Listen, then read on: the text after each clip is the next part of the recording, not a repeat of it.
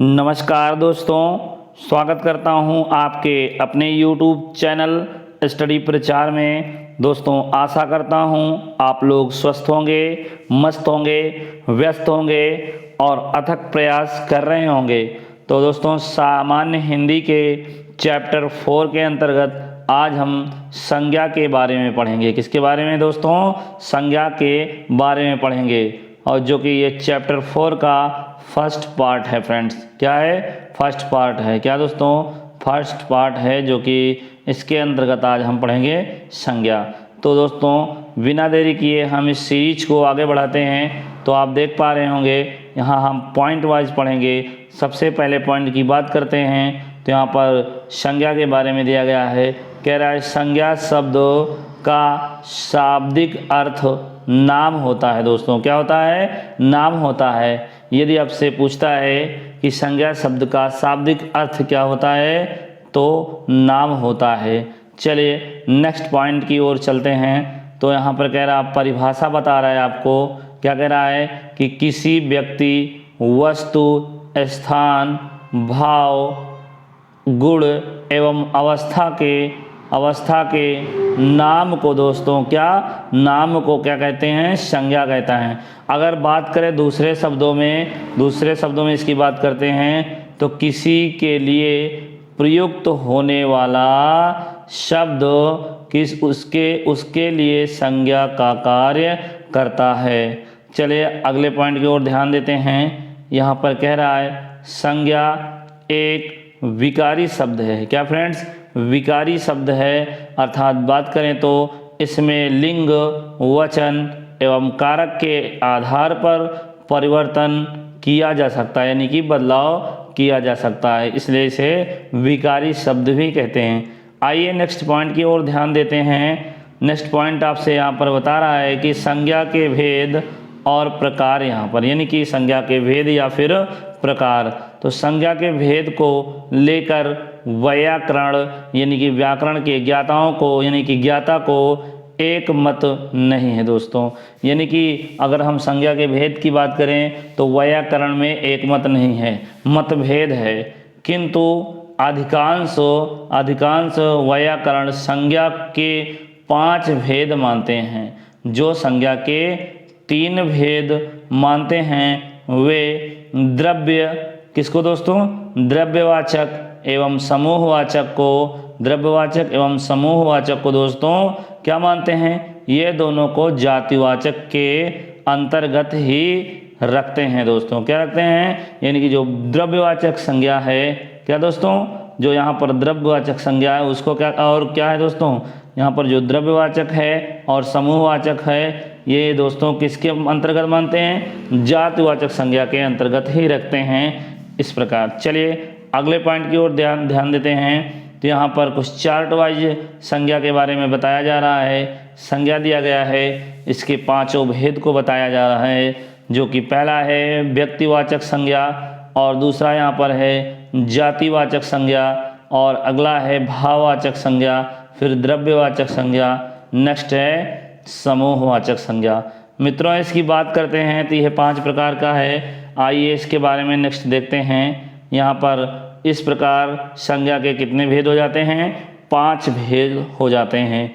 पहला है आपका व्यक्तिवाचक संज्ञा, दूसरा जातिवाचक संज्ञा, अगला है भाववाचक संज्ञा, फिर है द्रव्यवाचक संज्ञा, समूहवाचक संज्ञा। इस प्रकार दोस्तों संज्ञा 5 प्रकार की हो जाती है। तो चलिए इनके बारे में हम डिटेल में पढ़ते हैं, एक एक के बारे में बिल्कुल अच्छे से पढ़ते हैं। तो सबसे पहले हम पढ़ेंगे व्यक्तिवाचक संज्ञा के बारे में। तो दोस्तों देखते हैं व्यक्तिवाचक संज्ञा आखिर है क्या, बिल्कुल अच्छे से पढ़ते हैं। तो यहाँ पर कह रहे हैं कि ऐसे संज्ञा शब्द जो किसी एक व्यक्ति, वस्तु, स्थान का बोध कराते हैं व्यक्तिवाचक संज्ञा कहलाते हैं। उदाहरण के तौर पर बात करें मित्रों तो यहाँ पर उदाहरण के तौर पर कह रहा है, जैसे सुनील एक व्यक्ति है और भारत देश है, यानी कि और उत्तर की बात करें तो एक दिशा है, और भारतीय क्या है? भारतीय एक राष्ट्रीय जाति है, और साइकिल एक वस्तु है, और गंगा की बात करें तो ये नदी है, और काला सागर की बात करें तो यह समुद्र है। और रामचरितमानस एक पुस्तक है। इस प्रकार देवनागरी है जो कि लिपि है दोस्तों, क्या है, लिपि है। और होली, दीपावली ये क्या है, त्यौहार आदि जो व्यक्तिवाचक संज्ञा के अंतर्गत आते हैं। चले तो आगे पॉइंट पे हम देखते हैं। नेक्स्ट पॉइंट आपसे क्या कह रहा है कि उपयुक्त तो सभी किसी एक का बोध करा रहे हैं। यानी दोस्तों कहने का मतलब जो उपयुक्त आपने ऊपर पढ़ा, उपयुक्त सभी किसी एक का ही बोध करा रहे हैं, इसलिए इन्हें व्यक्तिवाचक संज्ञा के अंतर्गत रखा जाता है। आइए हम नोट में से देखते हैं क्या कहा जा रहा है आपसे कि नोट में कह रहा है कि कोई व्यक्ति एवं वस्तु तभी तक व्यक्तिवाचक संज्ञा रहता है जब तक कब तक दोस्तों, जब तक किसी एक व्यक्ति वस्तु का बोध कराता है। यानी कि कह रहा है कि कोई व्यक्ति एवं वस्तु तभी तक व्यक्तिवाचक संज्ञा रहता है जब तक कि किसी एक व्यक्ति एवं वस्तु का बोध कराता है। आइए देखते हैं आगे क्या आपसे कह रहा है यदि इनका प्रयोग एक से अधिक के लिए किया गया हो तो ये शब्द, क्या दोस्तों, ये शब्द समूहवाचक संज्ञा का बोध कराने लगते हैं।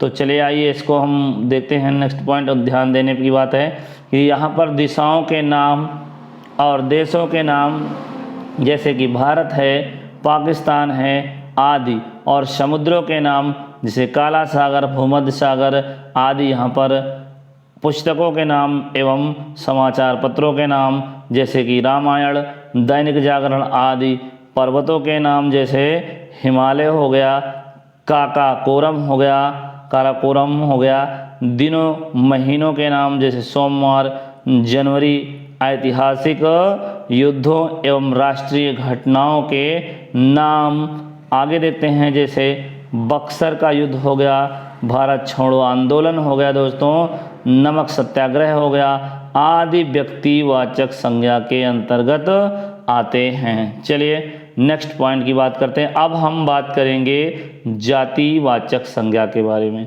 चलिए दोस्तों जातिवाचक संज्ञा के बारे में हम पढ़ते हैं। कह रहे हैं यहाँ पर कि जिन संज्ञा, क्या दोस्तों, जिन संज्ञा शब्दों से एक ही प्रकार की वस्तुओं अथवा फिर व्यक्तियों का बोध हो उसे जातिवाचक संज्ञा कहते हैं। तो जिस प्रकार यहाँ उदाहरण दिया जा रहा है जैसे लड़का, वकील, नदी, मनुष्य, कुत्ता, गाय, गांव, बकरी, नगर, पर्वत, सुंदर, गरीब, पहाड़, घर, लड़की, पशु, पक्षी, मंत्री, प्रोफेसर, राज्यपाल, प्रधानमंत्री, राष्ट्रपति, ठग, जुलाहा, तूफान, पुस्तक, ज्वालामुखी, वर्षा, कुर्सी, भूकंप आदि। यानी यह कहीं न कहीं किसी जाति का बोध करा रहे हैं। इस प्रकार यह जातिवाचक संज्ञा के अंतर्गत आएंगे। आइए देखते हैं उपर्युक्त में क्या बताया गया है। यानी कि कह रहा है जो उपर्युक्त सभी संज्ञा शब्द संपूर्ण जाति का बोध करा रहे हैं। यहाँ पर सभी क्या हैं, जाति का बोध करा रहे हैं। अतः ये सभी जातिवाचक संज्ञा के अंतर्गत आते हैं। जैसे कि लड़का, क्या है, लड़का, वकील, भूकंप आदि नाम लेने पर ये किसी एक विशेष व्यक्ति का बोध न कराकर उसकी संपूर्ण जाति का बोध कराते हैं। इसलिए यह जातिवाचक संज्ञा के अंतर्गत आएंगे। दोस्तों चलिए नेक्स्ट पॉइंट की ओर ध्यान देते हैं हम। नेक्स्ट पॉइंट है, यहाँ पर आपसे कह रहा है कि ध्यान दें कि प्रशासनिक, क्या है, प्रशासनिक एवं राजनीतिक पदों के नाम। यानी दोस्तों आपसे कह रहा है जो प्रशासनिक हैं और राजनीतिक पद हैं उनके नाम की बात कर रहा है, उनके पदों के नाम। किसके नाम दोस्तों, पदों के नाम, व्यवसायों के नाम, पशु पक्षियों के नाम, वस्तुओं के नाम, प्राकृतिक आपदाओं के नाम जैसे भूकंप, तत्वों के नाम, क्या दोस्तों, तत्वों के नाम, और मनुष्य जाति के लिए प्रयुक्त नाम जातिवाचक संज्ञा के अंतर्गत आते हैं। तो देख सकते हैं फ्रेंड्स, आगे देखते हैं यहाँ पर। अब हम पढ़ेंगे भाववाचक संज्ञा के बारे में। भाववाचक यानी कि फीलिंग दोस्तों। तो देखते हैं यहाँ पर आपसे भाववाचक संज्ञा में क्या कहा जा रहा है। तो कह रहा है यहाँ पर कि जिन संज्ञा शब्दों से व्यक्ति या फिर वस्तु के गुण, धर्म, दशा, भाव आदि का बोध होता है उसे भाववाचक संज्ञा कहते हैं। यानी कि फीलिंग का पता चले। चलिए तो देखते हैं नेक्स्ट पॉइंट देखते हैं यहाँ पर इसके बारे में क्या बताया जा रहा है। कह रहे हैं कि भाववाचक संज्ञाओं का निर्माण जातिवाचक संज्ञा, सर्वनाम, क्रिया, विशेषण एवं अव्यय में प्रत्यय जोड़कर किया जाता है। दोस्तों क्या किया जाता है? अगर हम बात करें तो भाववाचक संज्ञा का निर्माण कैसे किया जाता है, तो जातिवाचक संज्ञा, सर्वनाम, क्रिया, विशेषण एवं अव्यय में प्रत्यय को जोड़कर किया जाता है। आइए हम देखते हैं उदाहरण के तौर पर और अच्छे से समझ पाएंगे। जैसे यहाँ पर बुढ़ापा दिया गया है, मोटापा है, बचपन है, मिठास है, लंबाई, क्रोध, शौर्य, चौड़ाई, गर्मी और ठंडी, धार्मिक, धैर्य, निजत्व, ममत्व यानी कि ममता, बंधुत्व, सामीप्य, शाबाशी, शाबाशी क्या है मित्रों? शाबाशी, नैकट्य, चतुराई, अपनापन, अपनाव, मनुष्यता, पांडित्य, मित्रता, मूर्खता और घबराहट, फिसलन आदि क्या है दोस्तों? आदि आपके भाववाचक संज्ञा के अंतर्गत आएंगे।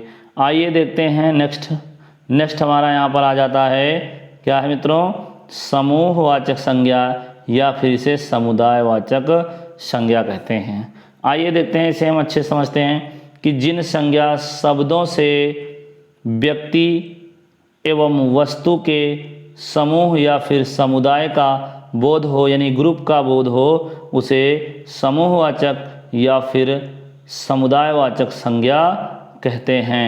आइए जैसे देखते हैं एग्जाम्पल पे तौर पे देखते हैं कि कुंज, सभा, परिषद, कक्षा, सेना, मंत्रिपरिषद और मंत्रिमंडल, पुस्तकालय, भीड़, दल, गिरोह, पुंज यानी प्रकाश का पुंज, ढेर, मंडल, घौंद यानी केले का घौंद, गुच्छा, अंगूर का गुच्छा। यहाँ पर आप देख पा रहे होंगे कहीं ना कहीं एक समूह, एक ग्रुप को दर्शा रहा है। इस प्रकार इसे हम समूहवाचक संज्ञा या फिर समुदायवाचक संज्ञा के अंतर्गत रखेंगे। आइए देखते हैं नेक्स्ट पॉइंट। नेक्स्ट यहाँ पर कह रहा है आपसे क्या दोस्तों? आगे हम पढ़ेंगे द्रव्यवाचक संज्ञा। दोस्तों इसके नाम से ही पता चल रहा है द्रव्य, पदार्थ। आइए देखते हैं इसे डिटेल में। जिस संज्ञा शब्द से किसी धातु या फिर द्रव्य का बोध होता है उसे द्रव्यवाचक संज्ञा कहते हैं।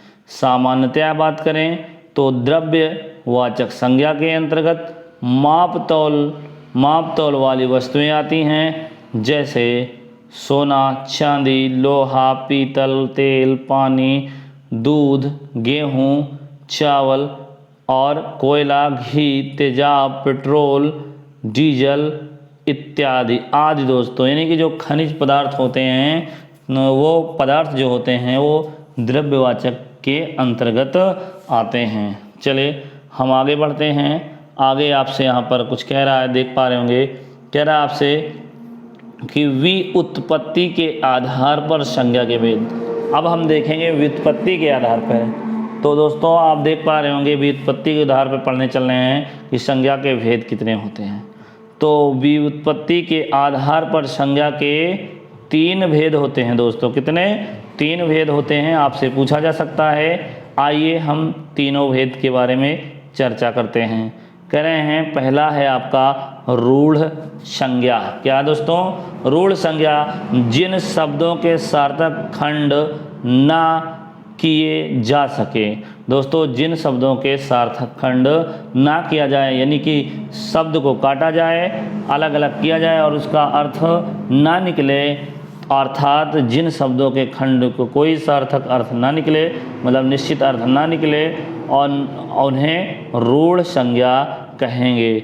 चलिए आइए देखते हैं, इसे हम उदाहरण के तौर पे समझते हैं। जैसे यहाँ पर कमल है और नाक है, आज, कल, पर आदि क्या है, रूढ़ संज्ञा है, यानी कि रूढ़ संज्ञा है। यानी दोस्तों इसको हम अगर काटते हैं, जैसे आप देख पा रहे हैं उदाहरण के तौर पे कि कमल है और कमल शब्द के खंड को हम करते हैं तो का निकलता है, मा निकलता है, ला निकलता है, और ला के रूप में देखते हैं, इस प्रकार के रूप में देखते हैं जो, तो क्या होता है, इनका कोई सार्थक अर्थ नहीं निकलता।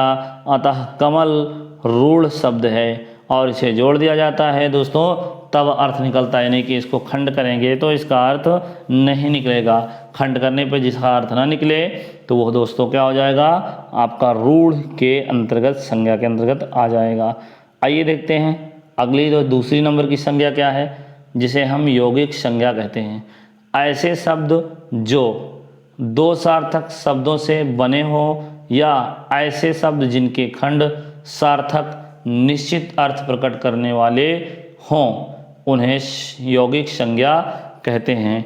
यानी कि दोस्तों इनके कहने का मतलब ये है कि ऐसे शब्द जो अलग अलग करें तो दोनों का अर्थ निकले। और दोस्तों बात करते हैं जो, आइए देखते हैं इसको उदाहरण के माध्यम से समझते हैं। जहाँ पर दिया गया है पुस्तकालय, हिमालय, घुड़सवार, विद्यालय आदि। दोस्तों जो तत्पुरुष समास के उदाहरण प्रायः यौगिक संज्ञा के ही अंतर्गत आते हैं। आइए हम अगले पॉइंट की ओर बढ़ते हैं। यहाँ पर आपसे कह रहा है तीसरा नंबर है योग रूढ़ संज्ञा। आइए पढ़ते हैं हम योग रूढ़ संज्ञा व्युत्पत्ति के आधार पर। कह रहे हैं ऐसे शब्द जो यौगिक तो होते हैं, ये कह रहा है यौगिक तो होते हैं किंतु अपने सामान्य अर्थ को ना प्रकट करके किसी परंपरा से विशेष अर्थ को प्रकट करते हैं, उन्हें योग रूढ़ संज्ञा कहते हैं। यानी दोस्तों ये इसका जो अर्थ रहता है सामान्य अर्थ को नहीं प्रकट करता है, ये किसी विशेष रूप को ग्रहण कर लेता है। जैसे हम बात करें यहाँ पर पंकज लिखा गया है तो हम पंकज को यदि अलग करते हैं तो पंक धन जा हो जाएगा दोस्तों। तो इसका जो अर्थ बनेगा, पंक मतलब कीचड़ और जा मतलब उत्पन्न, यानी कीचड़ में उत्पन्न, अर्थात इसका दूसरा अर्थ कमल बन जाता है, इसका विशेष अर्थ कमल बन जाता है दोस्तों। इस प्रकार एक विशेष अर्थ बन जाता है। और बहुब्रीय समास के, कौन समास के दोस्तों, बहुब्रीय समास के सारे उदाहरण जो मिलते हैं प्रायः योग रूढ़ संज्ञा के ही अंतर्गत आते हैं। तो दोस्तों देखते हैं, यदि हमारा वीडियो आपको पसंद आया हो तो लाइक सब्सक्राइब जरूर कर दीजिएगा। और मिलते हैं एक नए वीडियो में और एक नए टॉपिक के साथ। तब तक के लिए जय हिंद, जय भारत, वंदे मातरम।